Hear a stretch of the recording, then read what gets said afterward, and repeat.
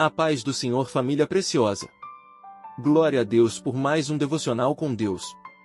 Hoje seguimos nossa caminhada no livro de Apocalipse. E agora entramos no capítulo 12. Um dos capítulos mais importantes para entender a batalha espiritual apresentada em Apocalipse. Aqui João vê uma mulher, um filho e um grande dragão. E através dessas figuras Deus revela acontecimentos espirituais que atravessam gerações.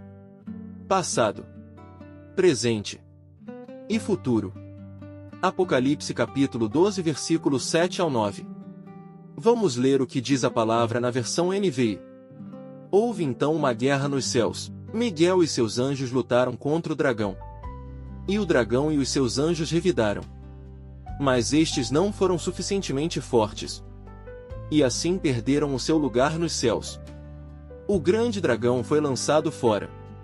Ele é a antiga serpente chamada Diabo ou Satanás, que engana o mundo todo. Vamos entender um pouco o texto. Primeiro precisamos compreender que Apocalipse usa muitos símbolos. E neste capítulo encontramos alguns dos mais conhecidos: a mulher, o filho e o dragão. Hermeneuticamente, a interpretação mais aceita dentro da linha evangélica conservadora entende que a mulher representa Israel, o povo através do qual veio o Messias prometido. O filho representa Jesus Cristo. E o dragão é o próprio Satanás. Isso fica evidente porque o texto diz que o filho governará todas as nações com cetro de ferro. Uma referência clara ao Messias. Vejamos algo profundo. Desde o início da história bíblica existe uma batalha espiritual. Quando olhamos para Gênesis, já encontramos a serpente tentando destruir o plano de Deus.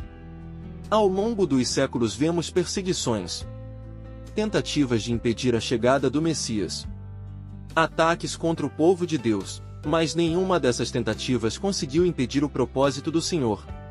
Agora veja algo poderoso. Apocalipse capítulo 12 versículo 11. Vamos ler o que diz a palavra. Eles o venceram pelo sangue do Cordeiro e pela palavra do testemunho que deram. Olha o peso dessa declaração. A vitória dos servos de Deus não acontece pela força humana. Não acontece pelo poder financeiro. Não acontece pela capacidade intelectual. A vitória vem pelo sangue do Cordeiro. Pela obra de Cristo na cruz vejamos algo profundo. O diabo é chamado de acusador, porque constantemente tenta lembrar nossos erros, nossos fracassos, nossas quedas. Mas o sangue de Jesus fala mais alto. O sangue do Cordeiro continua tendo poder.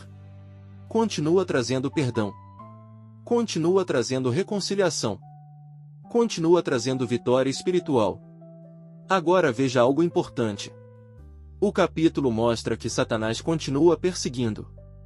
Continua tentando destruir. Continua guerreando contra aqueles que pertencem a Deus. Apocalipse capítulo 12 versículo 17. Então o dragão irou-se contra a mulher, e foi travar guerra contra o restante da sua descendência.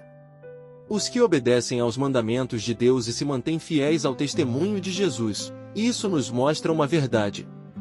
A batalha espiritual é real. Mas também é real a proteção e a fidelidade de Deus. O inimigo continua atacando, mas continua limitado pela soberania do Senhor.